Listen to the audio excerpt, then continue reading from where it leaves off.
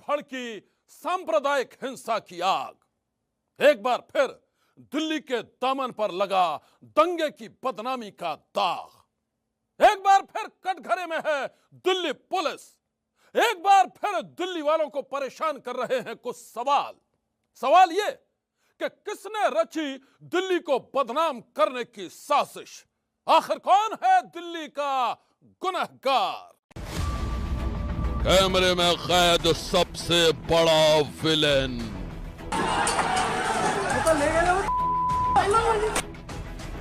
Police के पास एक video भी सामने आया है जिसमें एक लड़का जो है नीला कुर्ता पहने हुए हैं वो गोली चला रहे हैं। क्या ये आप ही का बेटा है ना? हाँ। क्या नाम है इसका? सोनू। पत्थरबाजों का लेडीज लश्कर।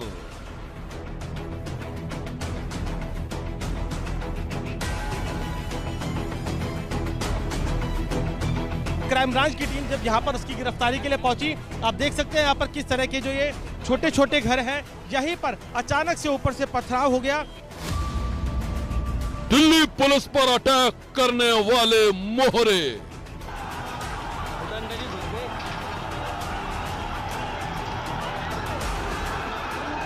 हर एंगल से इन्वेस्टिगेशन होगा। जहांगीरपुरी कांड की इनसाइड स्टोरी। ये देखो कर दिया था, वो देखो, ये देखो, वो देखो उसको मार रहा है, देखो ये देखो, वो तोड़ रहा है, देखो भाई। ये कहीं ना कहीं जिस तरीके से पत्थर, डंडे और तलवारों का इस्तेमाल किया गया, पुलिस को लगता है एक सुनियोजित एक बड़ी कॉन्स्पिरेसी थी। और दंगा ब्रिगेड के गुनहगार। दिल्ली की दंगा ब्रिगेड के गुनहगारों को सरगर्मी से तलाश कर रही है पुलिस। पिछले 50 घंटों के दौरान हुए पुलिस के ताबड़तोड़ एक्शन ने कई गुनहगारों को गिरफ्तार किया है। गिरफ्तारी के बाद पुलिस ने जब उनकी जुबान खुलवाई तो कई ऐसे खुलासे हुए हैं जिनकी कहानी ने सारे शहर में फैला दी सनसनी।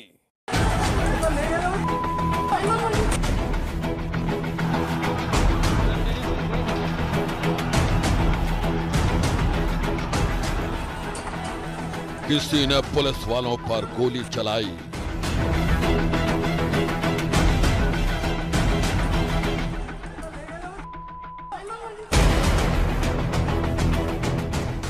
किसी ने फिल्मी अंदाज में धौंस दिखाई, किसी ने भीड़ में खुलेआम लाठियां और तलवार लहराई।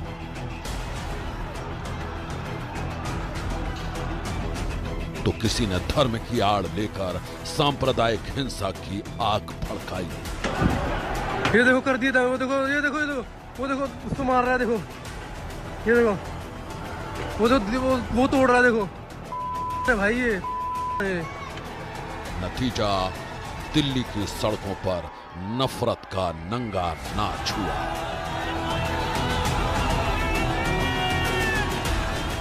उन्मादी भीड़ में शामिल लोगों ने एक दूसरे पर जमकर पत्थर बरसाए।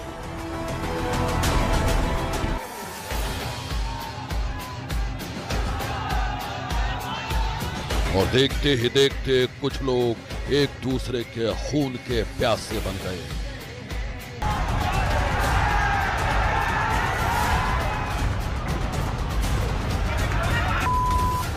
दिल्ली के जहांगीरपुरी में भड़की सांप्रदायिक हिंसा की आग ने पूरे इलाके की शांति और भाईचारे को पूरी तरह झुलसा दिया है।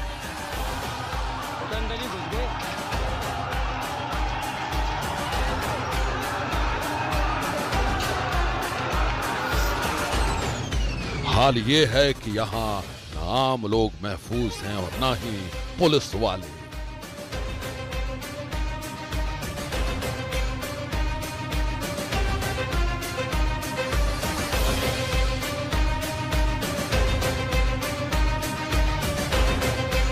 जब पुलिस आ गई तो यहाँ गली में महिलाएं और बच्चे उतर आए, तो थोड़ी देर के लिए 15-20 मिनट के लिए काफी तनावपूर्ण स्थिति हो गई थी।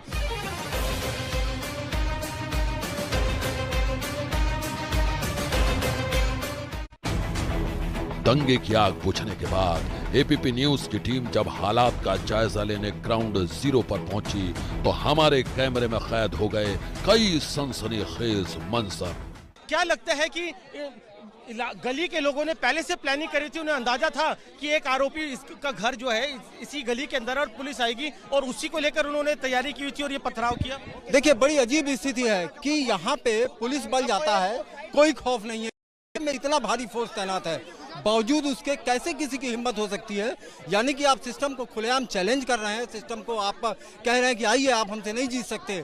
एक आरोपी को पकड़ने, जिस आरोपी का आप नाम बता रहे हैं वो यहाँ मौजूद था, कि एकदम बेखौफ है। जिस तरह देखिए, मैं जब यहाँ खड़ा था, महिलाएं नीचे आ गई, भारी पुलिस बल जो है एक तरफ था, दरवाजा जो गेट था बंद कर दिया गया, एक तरफ गली में महिलाएं खड़ी हुई हैं, तीसरी मंजिल से पत्थर चल रहा है। वाकई एक अजीब स्थिति थी। ईंट जो है, अगर वो वक्त पे, मैं उस वक्त सामने ही गेट के सामने खड़ा था, अगर वो वहां से उस वक्त तुरंत एक छज्जे के नीचे नहीं आते तो वो ईंट जो है वो उनके सिर पे लगती।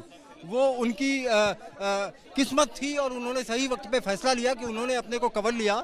उनके दाहिने पैर पे वो ईंट लगी थी। एक सिपाही भी था जिसके भी पीठ के पास एक पत्थर गिरा, जो मैंने खुद अपनी आंखों से देखा।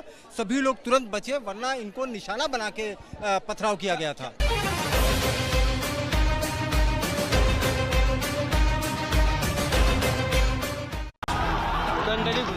दिल्ली के जहांगीरपुरी में करीब 50 घंटे पहले यानी 16 अप्रैल की शाम को हिंसा भड़की थी। तभी से पूरा इलाका छावनी में तब्दील कर दिया गया। आज सुबह यहां चप्पे चप्पे पर दिल्ली पुलिस और रैपिड एक्शन फोर्स के जवान तैनात किए गए। उसके बावजूद एक आरोपी को गिरफ्तार करने पहुंची पुलिस टीम पर हमला हो गया और पथराव जैसी स्थिति यहाँ पे बनी हुई है। ये पथराव हो रहा है। यहाँ पे पुलिस किसी को अरेस्ट करने के लिए आई थी और आप देख सकते हैं यहाँ थोड़ी हंगामे जैसी सिचुएशन अभी पैदा हो रही है। तीसरी मंजिल से यहाँ पे पत्थर आ रहे थे। लोग भी गलियों में सामने जमे हुए हैं। फिलहाल इस गेट को बंद कर दिया गया है और यहाँ पुलिस ने गेट बंद करके यहाँ पे हालात को संभालने की कोशिश कर रही है।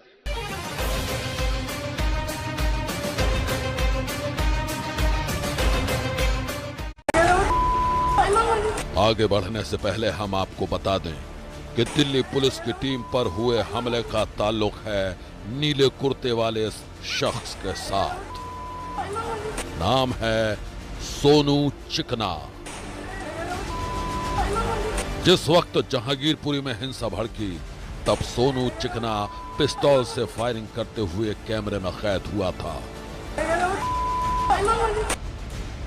पिस्तौल के साथ उसका ये वीडियो सोशल मीडिया पर खूब वायरल हो रहा है।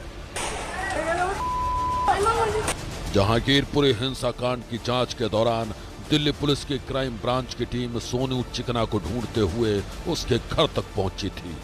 उसी दौरान इस इलाके की महिलाओं ने ढाल बनकर पुलिस का रास्ता रोक लिया। इतना ही नहीं, सोनू चिकना को गिरफ्तारी से बचाने के लिए पुलिस की टीम पर पत्थरों से हमला किया गया। बड़े बड़े बदमाशों के टाइम में हमने देखा है जब छापेमारी के लिए जाए तो महिलाएं आगे आ जाती है, जिससे बैकफुट पर हो जाए पुलिस। जी बिल्कुल, उनका मकसद साफ होता है कि किसी तरह जिस आरोपी को पकड़ने गए हैं उसको इतना मौका दिया जाए कि वो वहां से भाग जाए। ये एक तरह का ऑब्स्टेकल इसको बोलते हैं कि मॉब जो है वो ऑब्स्टेकल पैदा करता है ताकि कुछ देर के लिए पुलिस का जो ध्यान है वो बढ़ जाए और उस ध्यान के बचने की आड़ में वो जिसको पकड़ने आए हैं वो वहां से उसको सेफ पैसे दिया जा सके, उसको वहां से हटाया जा सके। ये जो अभी हुआ वो भी इसी तरह की कोशिश थी। ये उस सोनू को बचाने की एक कवायद थी कि कुछ देर के लिए ऑब्स्टेकल पैदा किया जाए, उतना टाइम इस क्रिमिनल को मिले और ये क्रिमिनल एक सेफ पैसेज, क्योंकि ये तंग गलियां हैं। पुलिस इन गलियों की ज्योग्राफी के बारे में उतनी ज़्यादा नहीं पता पुलिस को, लेकिन यहाँ के रहने वाले लोगों को यहाँ की हर चीज़ पता है। पत्थरबाज महिलाओं को ढाल बनाकर आरोपी सोनू चिकना सोमवार की सुबह एक बार तो पुलिस को चकमा देने में कामयाब हो गया था। लेकिन पुलिस ने उसके गिरफ्तारी के लिए जबरदस्त घेरेबंदी कर दी। उसके पूरे परिवार से पूछताछ की गई और उसके बाद इलेक्ट्रॉनिक सर्विलांस के जरिए सोनू चिकना पर कानून का शिकंजा कसता चला गया। उसी का नतीजा है कि शाम होते होते पुलिस के हत्थे चढ़ गया ये पिस्तौल बाज। सोनू जो कि इस जहांगीरपुरी दंगे में मुख्य आरोपी की तस्वीरें हम इसमें आपको तस्वीरों के जरिए दिखा रहे हैं, जिसे जहांगीरपुरी थाने ले जाया जा रहा है।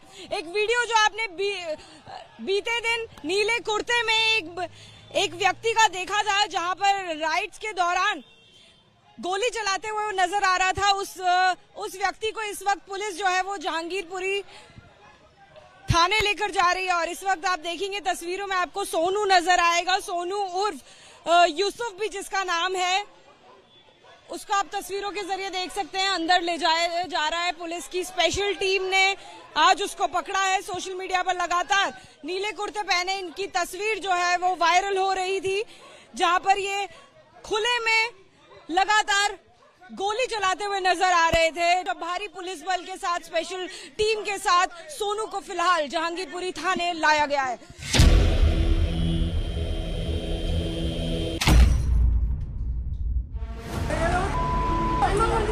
फायरिंग करते हुए कैमरे में कैद सोनू चिकना को जहांगीरपुरी हिंसाकांड का अहम किरदार माना जा रहा है।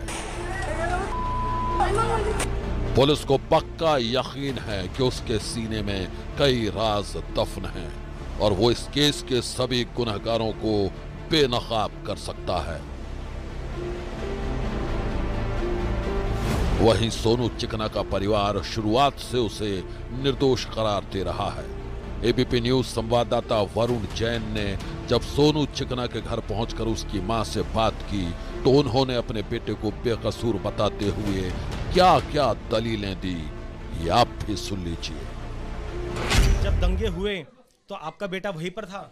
नहीं, दंगा का बाद हो गया। वो लोग रोजा खुलने का टाइम गया। दंगा तो पहले से मस्जिद के पास से हो रहा, वो लोग को पता नहीं है। जब इस सड़क में आया तब वो लोग गया, सारे आदमी भाग के जा रहा।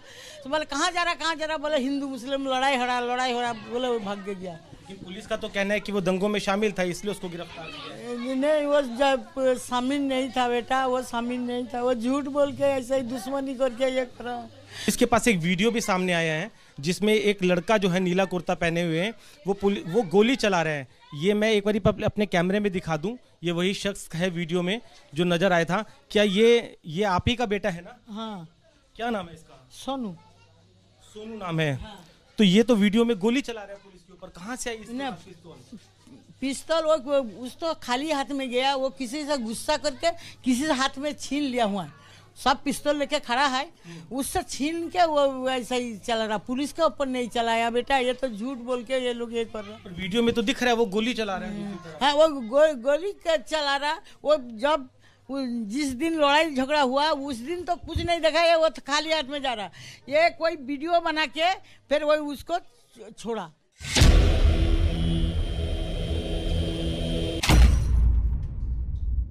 दिल्ली को हिंसा की आग में झोंकने वाले कई किरदार बेनकाब हो चुके हैं। हर किरदार की अपनी एक कहानी है, हर किरदार का दागदार अतीत है। आप भी देखिए, हिंसा भड़काने के आरोप में गिरफ्तार एक शख्स कैमरा देखते ही कैसे बेशर्मी पर उतर आया। जहांगीरपुरी हिंसा के दौरान फायरिंग करने वाले सोनू चिकना के बाद अब हम आपको इस केस के एक और आरोपी से मिलवाते हैं। कैमरे के सामने पुष्पा स्टाइल में धौंस दिखा रहे अंसार को दिल्ली पुलिस जहांगीरपुरी हिंसाकांड का मुख्य आरोपी मान रही है। हद तो तब हो गई जब उसने कैमरे के सामने मुंह खोला तो खुलकर अपनी बेशर्मी और अकड़ का इजहार किया।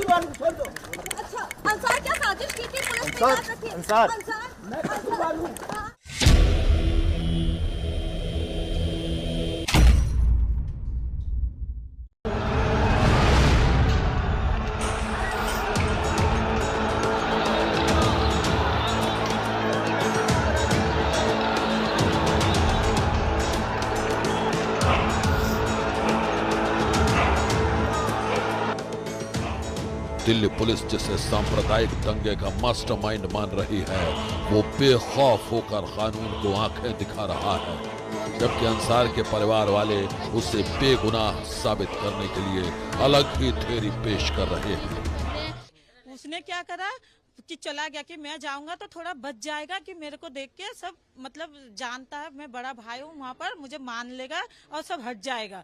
तो बोलते ऐसा करके फिर दोबारा आ गया। फिर जब दोबारा खाना खाने बैठा फिर गया, तो फिर उसको जाके क्यों दोषी ठहराया? वो तो बचा नहीं गया, वो तो लड़ाई करने नहीं गया, उसके हाथ में कुछ भी नहीं था, वो तो एक दूसरे का सपोर्ट करने गया था कि मैं जाऊंगा तो मतलब वो हो जाएगा कि बच जाएगा, कि लड़ाई ना हो, झगड़ा ना हो। तो उसको क्यों दोषी ठहराया? करा कोई भरेगा कोई। पुलिस वाले वहाँ से किसी का फोन आया कि आप भाई आप आ जाओ, वहाँ पर लड़ाई हो रही है। तो मेरे पापा वहाँ पर गए थे कि सबको सुलझाने की, लड़ाई ना हो, किसी का कुछ हो ना, किसी का नुकसान ना हो। मेरे पापा इसलिए गए थे और सबने क्या बोला कि यहाँ पर भाई यहाँ पर लड़ाई कर रहे हैं, यहाँ पर ये सब कर रहे हैं, तलवार उनके हाथ में। मतलब बहुत उल्टा सीधा पापा को बहुत। आपके पास आपके पापा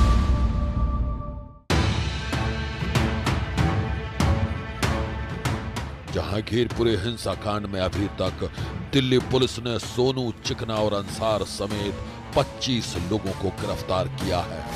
आरोपियों की इस फेहरिस्त का अगला नाम है असलम। असलम पर भी दंगे की आग भड़काने के आरोप हैं। आरोपी अंसार और असलम को सोमवार की शाम एक बार कोर्ट में पेश किया गया था। आरोपों की गंभीरता को देखते हुए कोर्ट ने दोनों आरोपियों की पुलिस रिमांड 2 दिन के लिए बढ़ा दी। दोनों आरोपियों की पेशी के दौरान पुलिस के लिए उस वक्त एक और चुनौती खड़ी हो गई, जब कुछ लोग माहौल खराब करने की नीयत से कोर्ट के बाहर नारेबाजी करने लगे।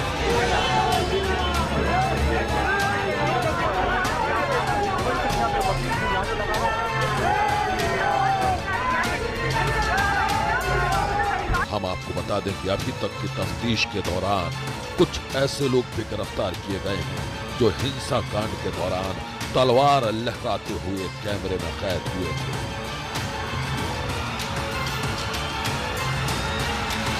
इन्वेस्टिगेशन काफ़ी डिटेल्ड होगा, थरो होगा, और चूँकि क्राइम ब्रांच को इन्वेस्टिगेशन की जवाबदारी दी गई है, उन्होंने करीब 14 टीम्स बनाई हैं जो हर एंगल से इस केस का इन्वेस्टिगेशन करेंगे।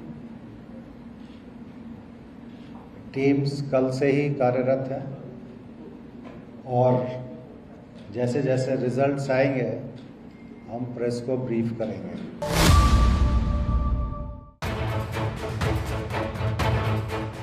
दिल्ली पुलिस के आला अधिकारियों ने दावा किया है कि इस बात से कोई फर्क नहीं पड़ता है कि आरोपी का धर्म या उसकी जात क्या है। पुलिस निष्पक्षता के साथ सभी आरोपियों के खिलाफ पुख्ता सबूत जुटा रही है ताकि उन्हें सख्त से सख्त सजा दिलाई जा सके। जहांगीरपुरी हिंसाकांड के बाद पुलिस पर चारों तरफ से सवाल उठ रहे हैं। यहां तक कि जिस शोभा यात्रा के दौरान हिंसा हुई उसकी मंजूरी को लेकर भी पुलिस की अलग अलग कहानियां सामने आ रही हैं। मैं आपको बता दूं कि दिल्ली पुलिस ने जहांगीरपुरी हिंसा केस में एक और एफआईआर दर्ज की है। इस दूसरी एफआईआर में दिल्ली के वीएचपी नेता प्रेम शर्मा को आरोपी बनाया गया है और प्रेम शर्मा की गिरफ्तारी पर बना हुआ है सस्पेंस।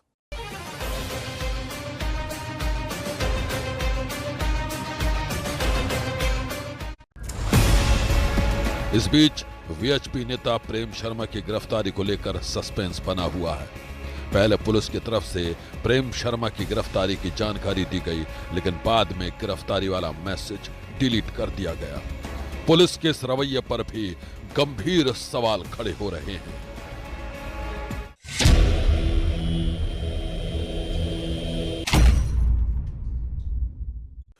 दिल्ली पुलिस का आरोप है कि प्रेम शर्मा ने शनिवार को बिना इजाजत हनुमान जन्मोत्सव की शोभा यात्रा निकाली थी। वहीं प्रेम शर्मा की दलील है कि शोभा यात्रा के लिए बाकायदा पुलिस को चिट्ठी लिखी गई थी, लेकिन दिल्ली पुलिस ने दावा किया है कि शोभा यात्रा की अर्जी को नामंजूर कर दिया गया था।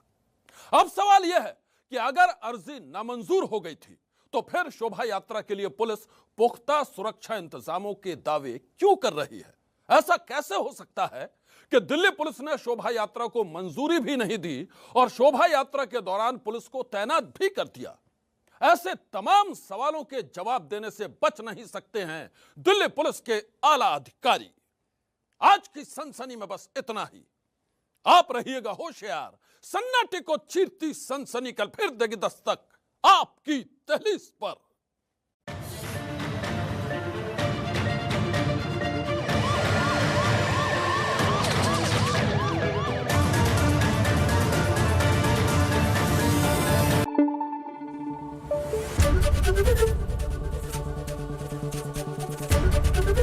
एबीपी न्यूज आपको रखे आगे।